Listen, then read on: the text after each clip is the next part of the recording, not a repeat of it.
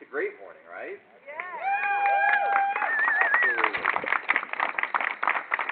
This is fantastic. We've got good weather.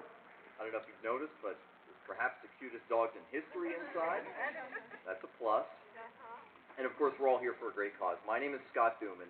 I am the anchor of Good Morning Washington on ABC 7 News and ABC 7 News at noon. And I'm more than pleased to be here as we watch the delay.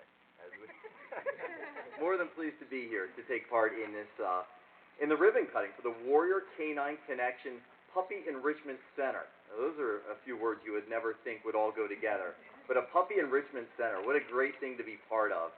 So I just want to say, as we begin this this great ceremony here, that we can't thank enough the people who are part of this process. The project is a really great example of what happens when corporations and nonprofits and just those with charitable minds get together. And I know the good folks at Home Depot had a large part in this as well.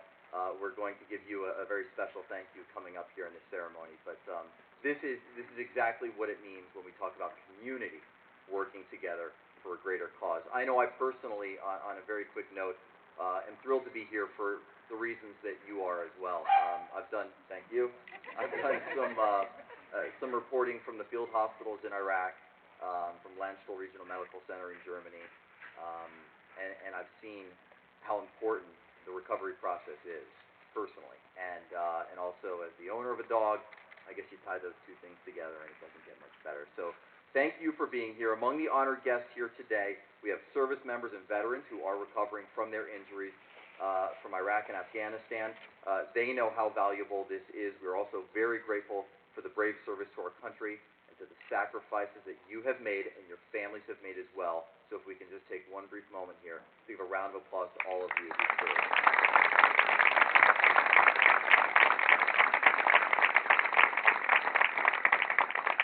Also present this morning are military and civilian medical providers from the National Enrichment Center of Excellence, Walter Reed National Military Medical Center in Bethesda, who are devoted to caring for our wounded warriors.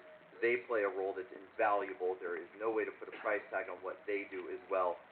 They and their families providing that help. So a round of applause for them, please.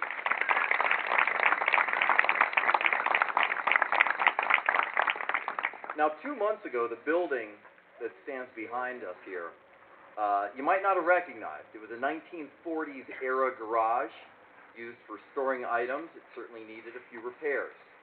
Today, it is a state-of-the-art puppy enrichment center for warriors and WCC volunteers to prepare these specially bred puppies for their future lives as service dog partners for disabled veterans. Now, that transformation was made possible by the generosity, as I previously mentioned, of those good folks at Home Depot.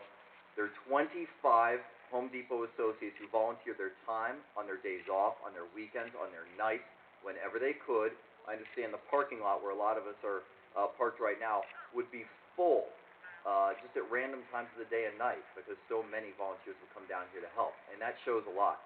Now, the Puppy Enrichment Center came about, though, after a passionate WCC volunteer and puppy cam watcher. I hope you've been tuning into the puppy cam because I know when we announced earlier in the week at the station that we were going to be doing this, I don't think productivity has dropped to that level in a very long time. Every computer you walked by was on puppy cam.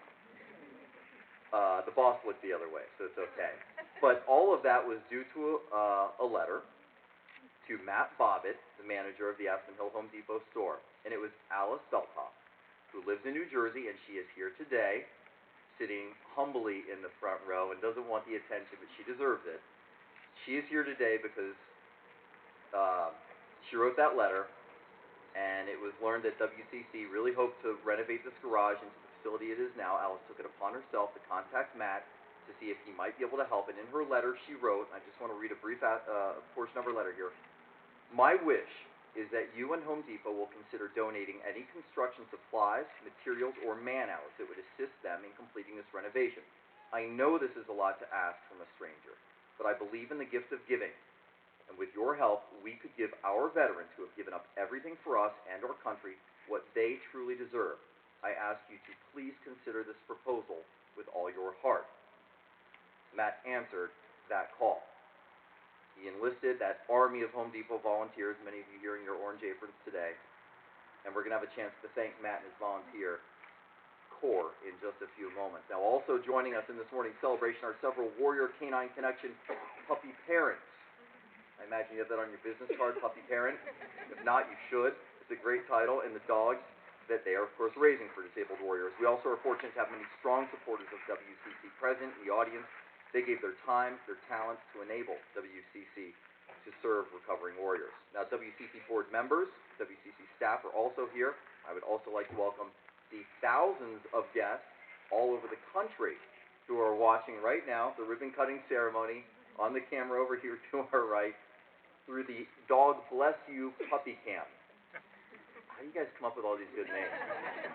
We might hire you for the promotions department back at Channel 7. The Dog Bless You Puppy Cam, and these puppy watchers are lending great support to the WCC mission, so thank you to you at home watching. Now at this time, I'd like to introduce Rick Yont, the Executive Director of Warrior Canine Connection and Director of the Service Dog Training Program at the National Intrepid Center of Excellence at Walter Reed Military Medical Center. Rick?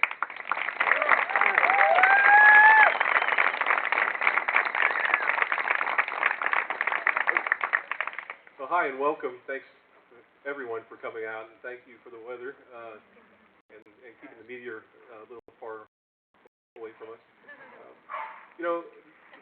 I've been a social worker for about, I guess it's going on 25 years, or maybe a little more now, and this all started about 17 years ago as far as my involvement with these canines and our best friends here. I was working with two very good friends, also social workers, and they're actually here today. And I told many people this story, but I haven't had the chance, the honor to tell it in front of them.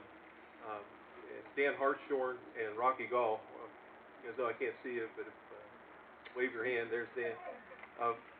They decided at Christmas time that they had a friend who was kind of struggling and going through a rough patch, and he needed a puppy. So they pitched in and surprised me on Christmas Eve night, and it was one of those Christmases where you have the flu, and it's not your best Christmas. And they said, "Merry Christmas," and handed me this little puppy, and I can remember distinctly thinking, "What am I going to do with the puppy?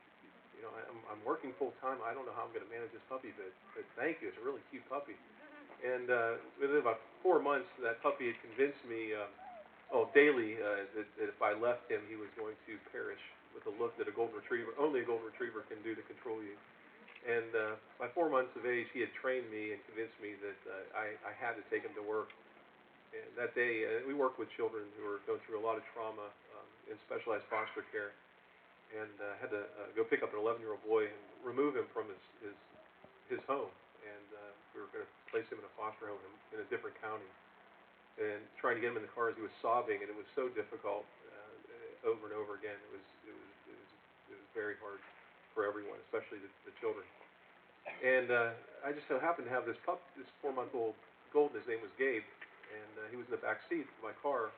And all of a sudden, the sobbing stopped about a mile down the road. And I adjusted my rearview mirror, and I looked, and I saw this puppy's head in this little boy's lap. And I knew right then that, wow, I'm onto something here. This makes this a lot easier, mostly for the kids.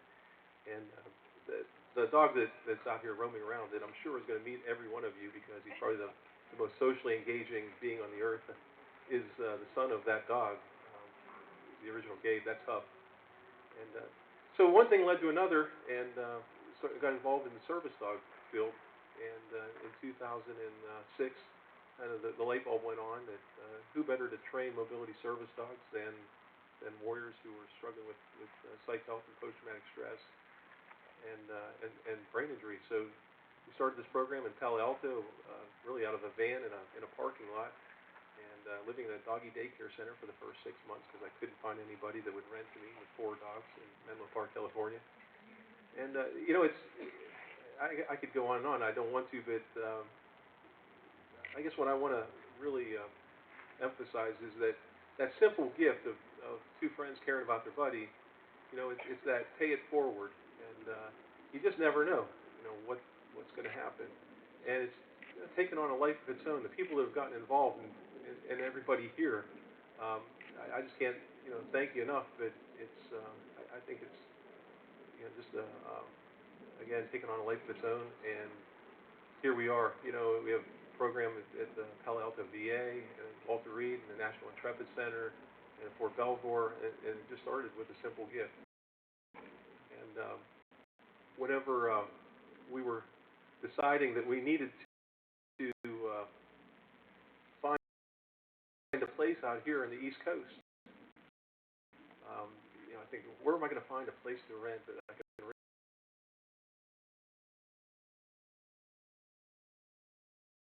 raise a litter of puppies? It's affordable, and it's close enough to commute to Walter